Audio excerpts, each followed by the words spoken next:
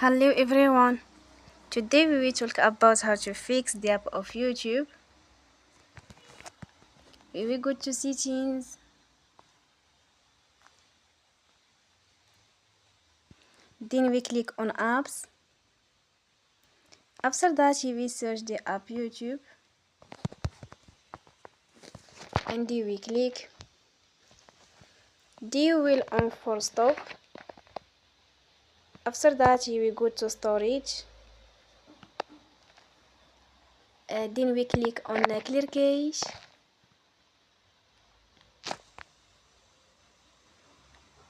You will go to Play Store and you will update your app.